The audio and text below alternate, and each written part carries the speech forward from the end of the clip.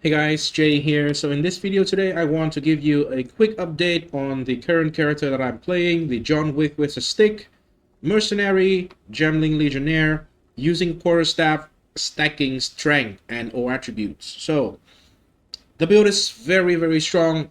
Right now, the highest tier map that I've done is tier 13. For some reason, my progression in the Atlas system is super weird.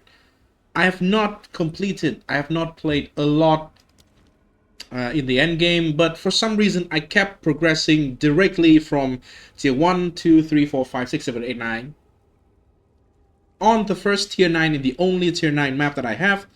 I have a unique boss in there. I kill it, it dropped a tier 13, and I run the tier 13. But then after that streak of just continuous improvement, right now I'm stuck with like the white map and all white map. I don't have literally I don't even have a yellow map left.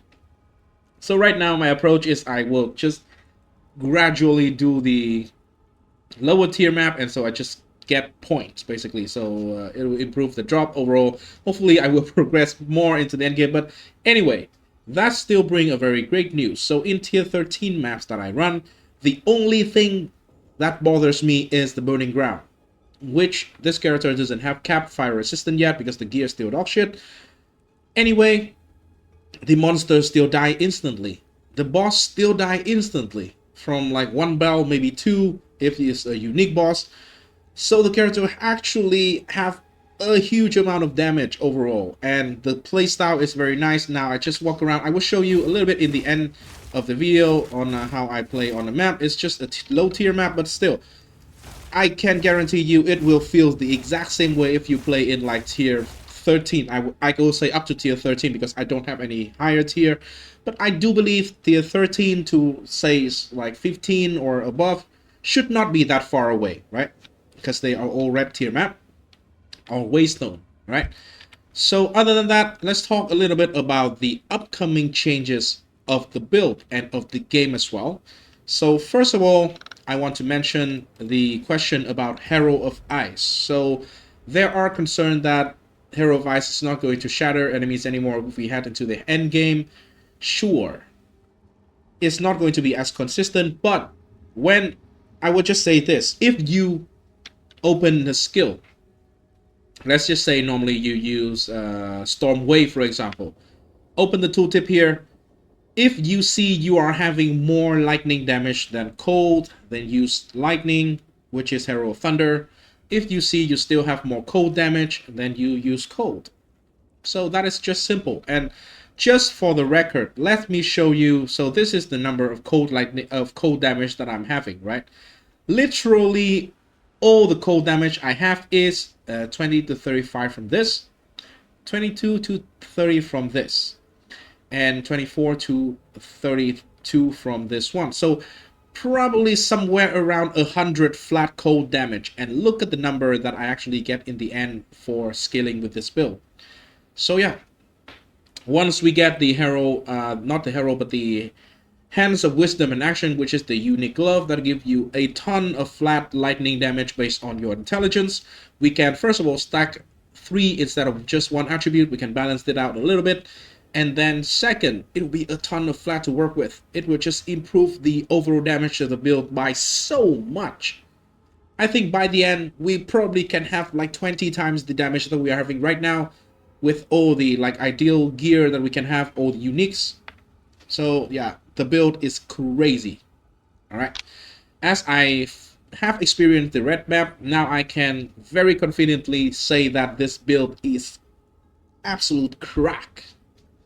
So yeah, that out of the way, let's just get a little bit into the actual change that we are going to have and how it affect this build. I will not go through everything in here because I would not say I'm an expert in everything, but I will go through the things that actually affect this character.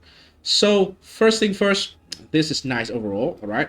The less gold cost here is also nice overall for respecting. I really like this. I'm still salty about the fact that they deleted my Infernal list, but still, hey, this is a very good change. Honor damage. So these things, right? These things are overall very, very good. It will allow us to actually get through the trial to get the third and fourth ascendancy point. Right now, playing as melee, playing as a very bad player like myself, I'm not good at dodging shit. I come into a trial having like 6-7k honor because I have a lot of life, right? And I just I just bleed myself out by getting into traps. So this is going to be so much better. I got to the final boss of the third ascendancy trial twice, by the way. But when I got there, I have basically one hit left, like less than 100 honor left. So the boss just sneezed on me once, and I will just lose the encounter. So this is going to be very, very nice. Again, if you are a good player, you are not going to suffer from this. You're not going to benefit too much from this one. It's going to be easier, but for people like me, I'm super, super bad at video game. I just play it a lot because I'm addicted.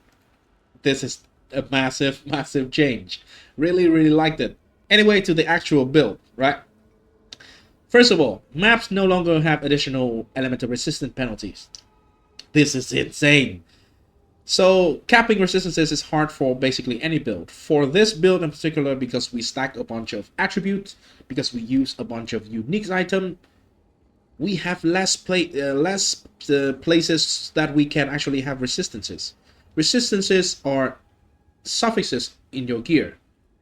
So if you already have strength, that is one suffix taken away. If you have multiple stat, that is multiple suffixes taken away from actually allow you to get enough resistances for, you know, capping it in the end game. So this is very massive. It's massive for every build. Everyone is crying about this, including me. Right now, they actually removed it. This is a huge, huge W. All right. This is an indirect buff because comparatively to the build that crit, we don't give a shit about this one. We don't crit, we are a resolute technique, so hey, overall, compared to what everyone else, we are stronger, alright? Other than that, sorry. Other than that, this one is also very good. Yeah, this one we don't care. Anyway, character. This is the thing that I think is pretty big, right? So Electrocute is now 25% harder to build up. I have not included this one in the build yet, but in the endgame version, I already planned for this. So I plan to use Electrocute because mechanically, Electrocute is pretty much like a freeze, but it is a lightning element. And if you do it, and especially right here, there's another change. It's now more difficult to chain freeze enemies by reducing the amount of freeze buildup after a freeze is applied. So if they are frozen, they will gain a bonus to like freeze resistance, pretty much. So what can we do there? We can apply another effect that is also just locking down the monster, which is electrocute instead of freeze. And yeah, we can wait for that freeze resistance to just wither away. And yeah, it's just change CC. We just need to invest a little bit more into it. Anyway, because in the end game for this particular build, I plan to use Hand of Wisdom in action, which give a lot of lightning damage. So overall, we will have more lightning damage than we have cold, and that means we electrocute easier than we actually freeze. So this is a huge, huge, huge buff because electrocute is the gem that allows us to actually electrocute. Normally, the lightning damage just inherently shock enemy, not electrocute. So we need to use this support gem in this build. And right now it has 40% less damage. So you lose almost half of your damage. But it no longer is the case. So yeah, this is a huge, huge buff to the end game. Alright. This is also good, but it's not directly, yeah, we can have better belt now.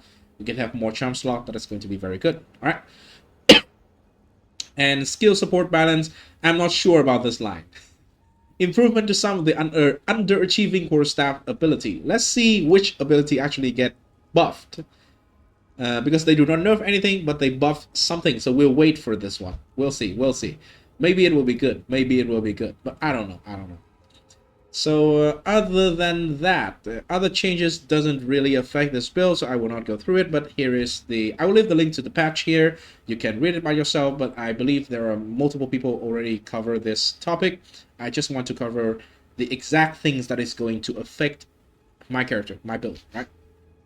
So other than that, let's just quickly get to a map and show you a little bit of clear, right? Right here I am progressing this way, but this map is very uneventful actually. We need to get another one to get to the fun stuff. Let's just do this one then. Let me see if there is anything that I can run immediately that is like more eventful than this blank thingy. Is this? Okay, this seems to be runnable. This is only a tier 4 waystone or map. But yeah, it is what it is. I am trying to fill this bar and gain more bonuses from the Atlas skill tree.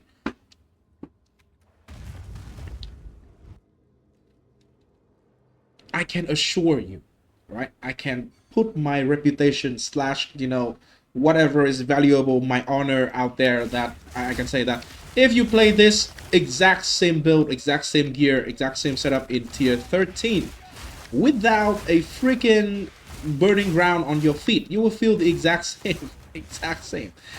The monster will still die relatively the same at the same pace.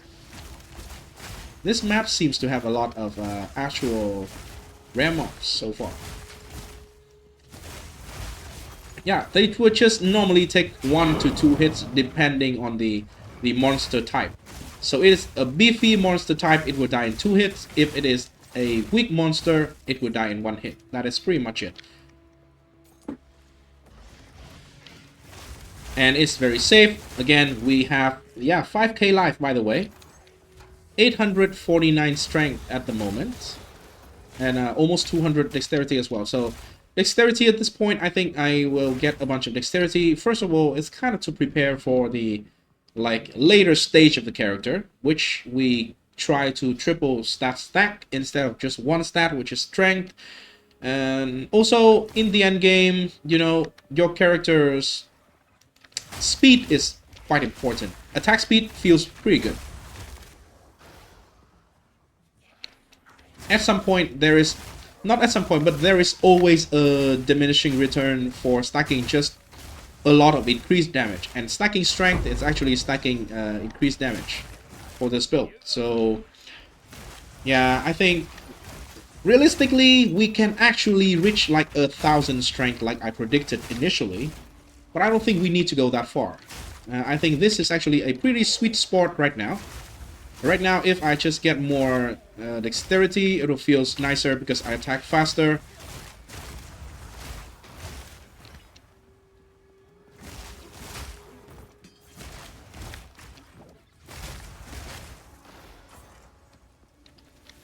Let me find the boss here or something. I don't think there is a boss in this map probably.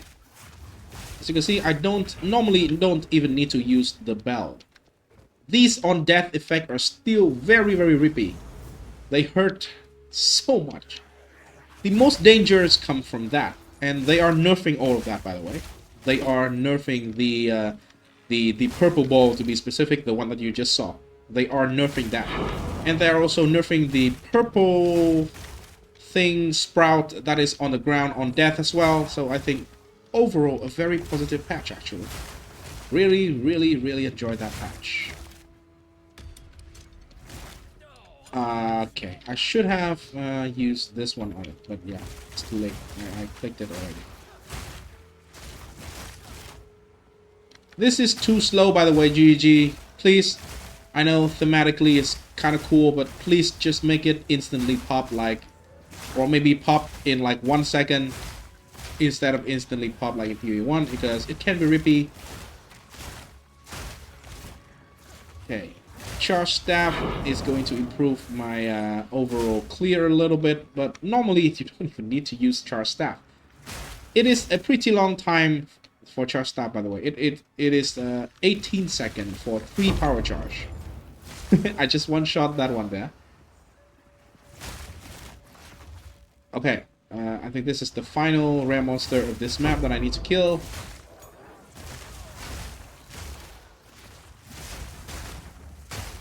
Yeah, when you get close, right? When you get close, Your fishers from the storm wave are shotgunning the monster, and it just deals a pretty good amount of damage.